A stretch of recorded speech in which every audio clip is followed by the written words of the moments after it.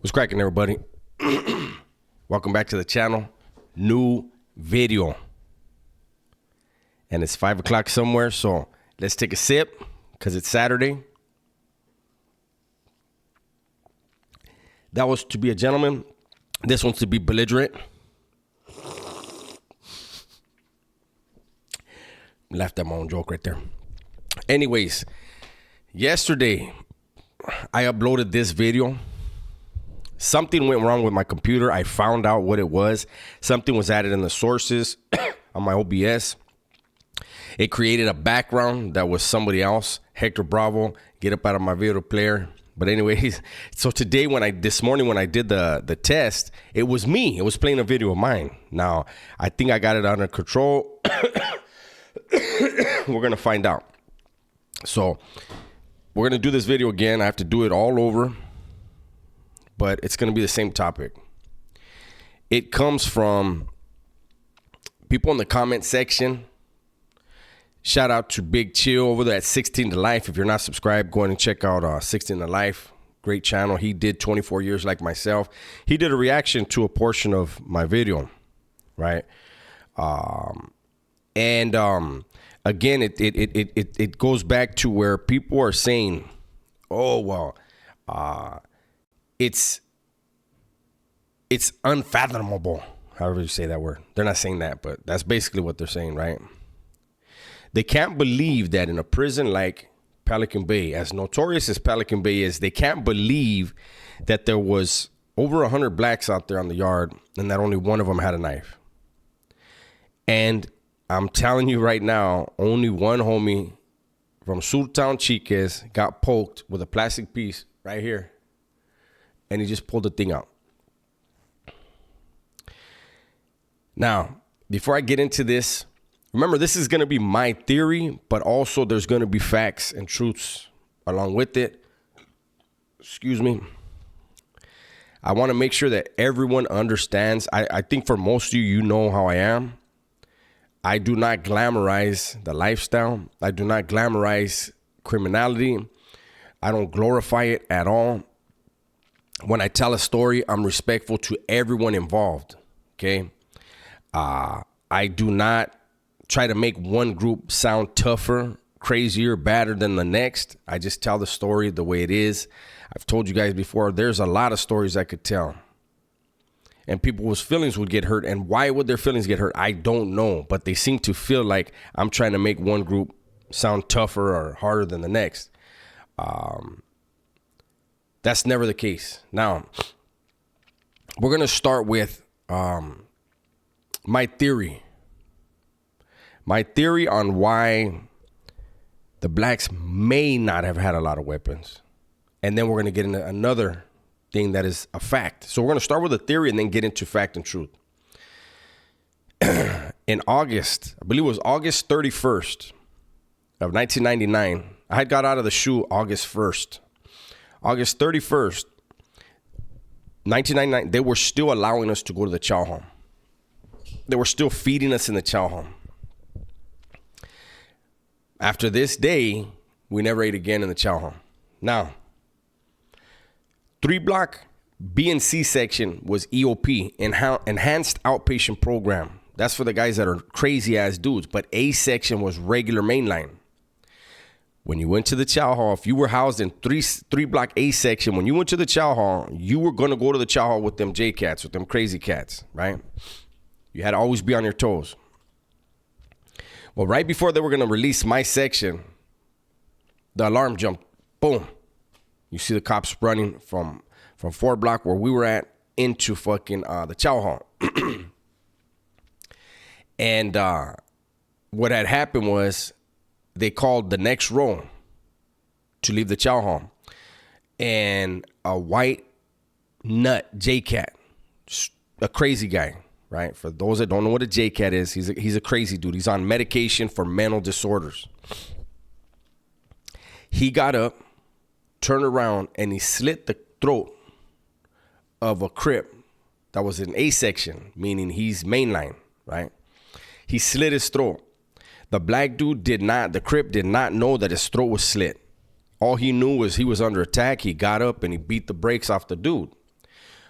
He never proned all the way out, laid flat out. He squatted down and he looked at the white dude, and then he noticed he was leaking from his neck. They said he went like this, looked at his hand, and boom, he jumped on the white dude again, got on him some more. The administration thought, it's a JCAT. This won't spill over, and so they ran yard that day. When they ran yard that day, we started noticing that the blacks were grouping up. So, and this goes back to yard awareness, what I've talked about before. It's hard for me to understand how people get caught slipping. There's going to be a feeling in the air, but more than likely you're going to see people in different places than they usually are. There's always signs on the yard. So we noticed there was grouping up. So the homie said, hey, the blacks are up to something. Even though we knew there was an incident that morning, you still never know, right? So the blacks called the shot caller for the Southerners, said, hey, it's not for you. You know, we see you guys starting to group up. You guys are watching what's going on. It's not for you guys. We're going to get the whites. So the homie passed the word around. Hey, they say it ain't for us. It's for the whites. Everybody be ready. So everybody's ready. Nobody's going to be walking around by yourselves. You're going to be walking in groups. Everybody watching. At yard recall, all of the blacks on the yard rushed all of the whites. Okay. Now, I do not know black politics. I do not know the black program. I do know this. Blacks do not like being told what to do by anyone. Period.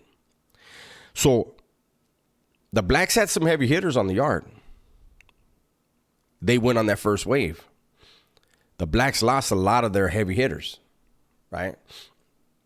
Well, I'm not going to say a lot. They lost some of their heavy hitters. See, what I've noticed about the blacks is the first wave, when they snatch up their big dogs, and I'm not saying legends with them because there's only one faction that falls under the big four. So I'm just going to say like their main dudes, when they get snatched up, who's left behind? I don't know how it works, but I know for the raza, for Southerners and Northerners, there's a protocol. Like you come in, you're going to learn how to make weapons. You're going to learn, like you are going to perform the same as everyone. You're going to get off. It's pretty much when the Southerners lose the first wave, the second wave is just as strong. The third wave is just as strong. That's usually how it is. There's not too many of the other groups that have that many people to sustain 2 or 3 waves and then have that caliber of warriors still left on the yard. And that's not putting anybody down. It's because of the way the programs ran. What is expected of you? What you are going to do? What you're going to be learning? What you're going to be implementing? That's just a fact. So after the first initial incident on October 31st, the administration, I guess, had a meeting, and they had said, well, we can let this shit go. We can lock them down and make this thing drag out 2-3 years, or we release them every day and we get rid of the guys that want to be fuck ups, because there weren't that many whites on the yard. So they knew there's way more blacks than whites. This thing could be over fast, but it was also politicking. Somebody wanted to become the new warden. And they felt this was a way to trick the warden into a disaster. The warden signed off on it. The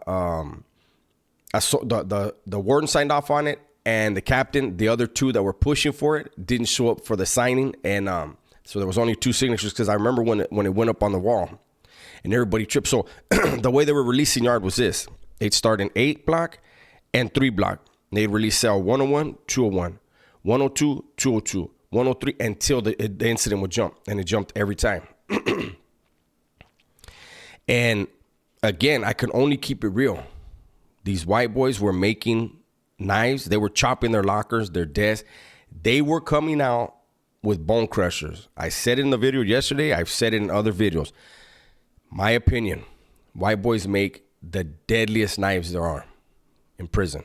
I think Mexicans use them the best, but whites, they know how to, man, they love making weapons, and they make very, very deadly weapons. Every day, a black dude got stabbed. I don't know why they weren't coming out with their knives, They probably had them and just couldn't get them out of time. I don't know. But I'm going to assume, remember I said I was going to speak on my theory, that the blacks lost a lot of their weapons during that skirmish, that little war.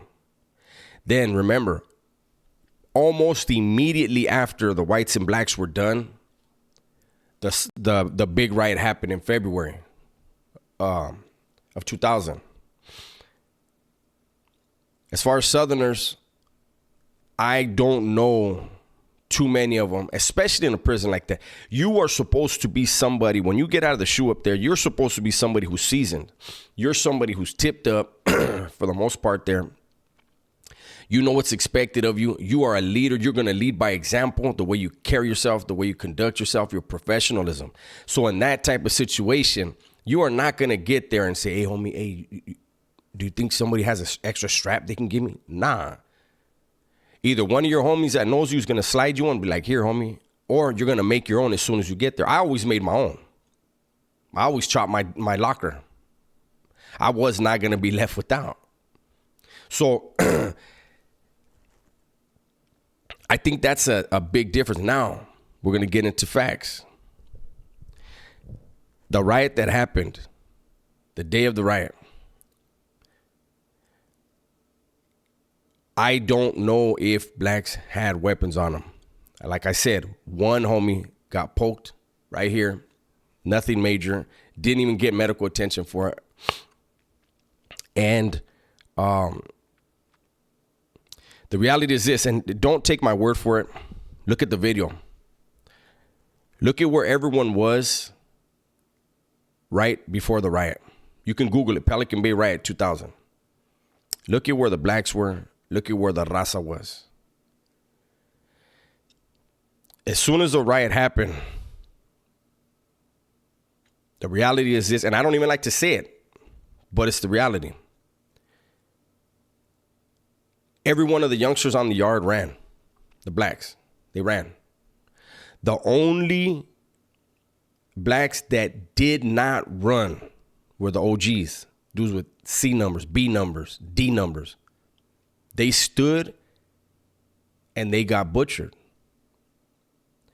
And that's why I said there were a couple homies that got hit in friendly fire, because the only ones that didn't want to run, they had like 5-6 dudes on them. And you have dudes trying to grab them. So, hey, move them a certain way. You're in your mind, I'm going to grab him on his shoulder. The homie next to you's mind is, I'm going to stab him in the shoulder. You get hit, like I said, one homie, a friend of mine, got hit across his forehead. He's a subscriber to the channel.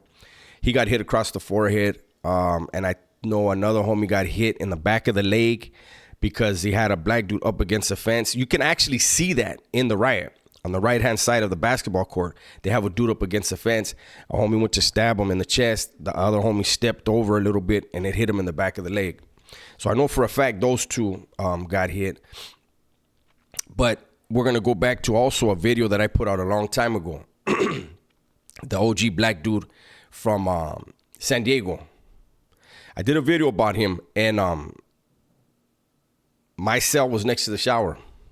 When he came back from the hospital, he still had a tube sticking out of his chest because his lungs had been collapsed. He taps on the wall, slides me a kite. And in the kite, he basically said, you guys did that. There's no denying what you guys did out there. And he said, all these youngsters that ran their fucking mouths, they all ran. He said, I would rather die where I was standing than run. And he got hit very bad. And it was not personal. We all pretty much liked that dude. That OG did nothing but drink. Went to yard, worked out, came back to he always carried around a laundry bag, and he had his short dog in there. But when it jumps, man. But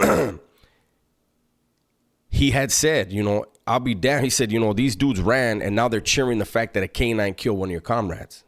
Like I said yesterday in the video, that's his word, not mine. That was his feeling. He said, I will never cheer that, ever. And then later on, I told you guys in the other video, his Sally, he was a youngster. I want to say he was from the Bay Area. Loud, he was crazy.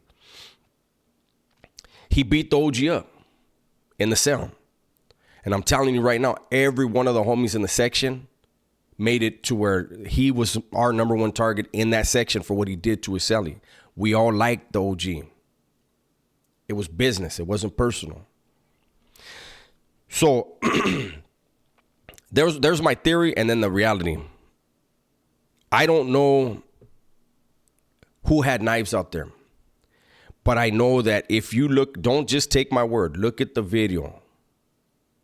People bring up the big dude that was fighting for his. Hey, my hat's off to him. He wound up getting a knife through his hand at one point in the riot, right towards the end. But he was fighting for his. And he had a couple of dudes with him. But look behind him. Why were there so many blacks trying to get through the fence? Some were actually trying to jump the fence. The other side of the fence is where the gun tower is. Mexicans were running into gunfire. That's why the homie Sharky died. You know, at the end of the day, the entire thing was senseless.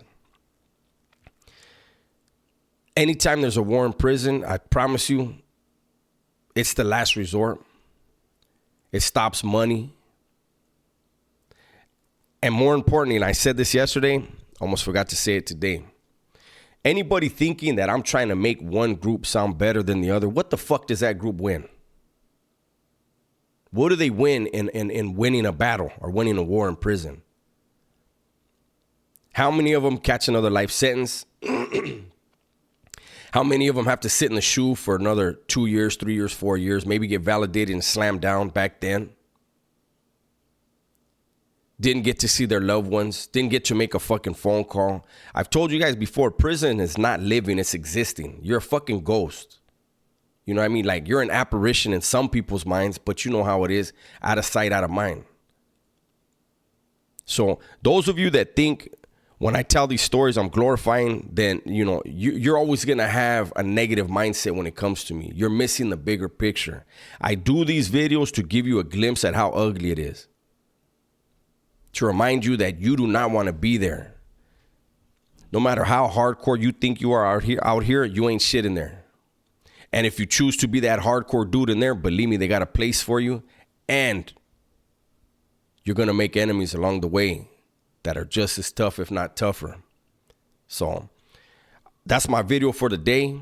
It's a Saturday. Once again, let's take a drink. It's 5 o'clock somewhere. Everybody, please be safe, be smart, and tell the ones you love that you love them. I'm out of here.